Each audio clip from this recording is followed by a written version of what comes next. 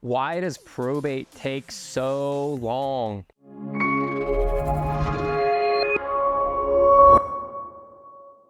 Hey guys, it's Brad from probateresource.com. Thanks for checking out this video.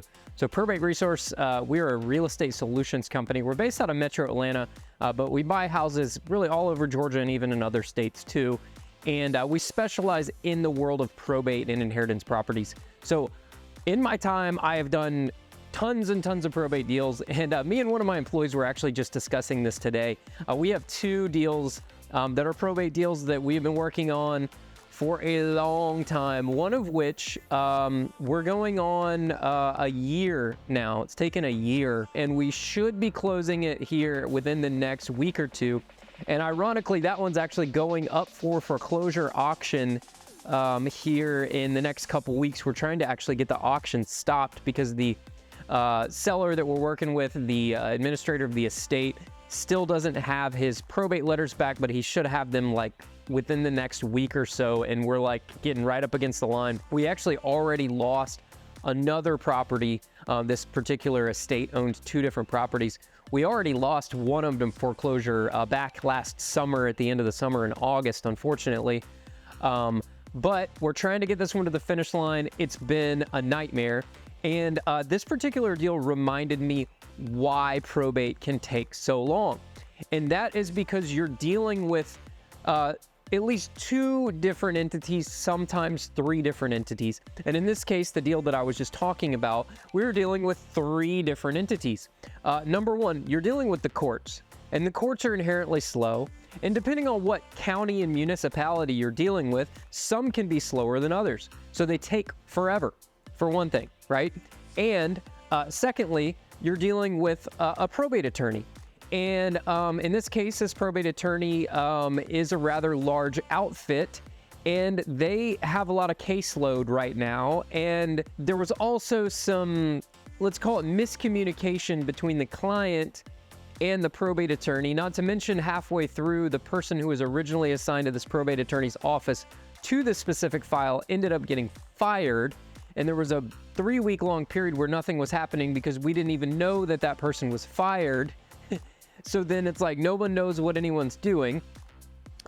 Secondly, this particular client, to say this the nicest way possible, is very difficult to work with. Extremely difficult to work with. This particular client, their family and them did not have the best relationship, and they were somewhat just like didn't really care one way or the other. But there's some money for them to be made, actually a decent amount of money for them to be made once this house is sold. So that's really the only thing keeping them motivated, is like, hey, well, I'm going to get some money out of it. And then thirdly, like I mentioned, you have the client, you have the courts, and you have the probate attorney's office. And each of them are working on their own independent schedules. And there were times where it might take the client X amount of time to get the documents back to the probate attorney. And then the probate attorney takes X amount of time to get the documents done with what they need to do with them. And then they get them submitted to the court. And then it takes X amount of time for them to get submitted to the judges. And in many cases, sometimes if there's a piece of paperwork missed, or a lot of times we're dealing with instances where maybe there's like a holographic will. For instance, we have another probate case we're working on now. We got everything through. We kind of knew from the beginning that this will probably wouldn't be accepted because it was witnessed and everything, but it wasn't done properly. So what ended up happening was the courts rejected the will and said it's not valid. So then we had to go track down the witnesses and get signed affidavits from the witnesses to say, yes, I did in fact witness this will getting signed. Fortunately, those people were still alive and we could get in touch with them. So now we have to resubmit all that stuff back to the court again to get them to accept the will. And then if they still don't accept the will, then we have to go back to the drawing board and we have to file an administration on the estate. And once we file the administration, then we have to wait it out. So if you don't do everything perfect, then sometimes you got to start all over again. And that's the frustrating part. And unfortunately, not every county and municipality operates the same way. So you might have an instance where one county may be okay with some slight subtleties in the documents. Maybe this isn't filled in. And you might have this other county that's like, no, you didn't check this one box right here, so we're going to reject everything and get back to the front of the line again. So that's why probate takes so long, because you have the clients. A lot of times we've dealt with, it takes the clients a long time to get the documents there. For instance, I mentioned earlier we have 2 probate deals going on at the moment that we're almost closing. One of which it took the gentleman forever and a day to get the death certificates submitted to the proper parties. And then we have difficulty staying in communication with this gentleman. Super nice guy. When we do talk to him, we have great conversations, but I think he works like a construction job or something. He's very difficult to get a hold of. And then when we do get a hold of him, sometimes he doesn't have time to talk. It's really loud in the background. And then other times we say, hey, we need this document. Sure, no problem. I get it to you tomorrow. And then 3 weeks has passed and we have to call him back and say, hey, we need that document to get to the attorney's office. By the way, we're kind of coordinating all this stuff with the attorney's office on his behalf.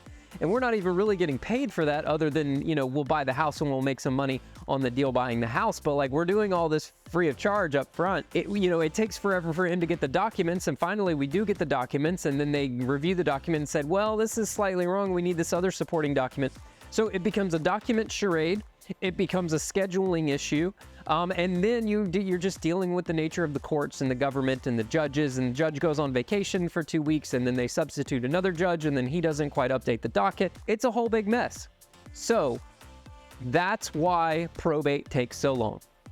And if you're going through probate or you need to go through probate, I would really highly advise you to just exercise some patience. Just please be patient.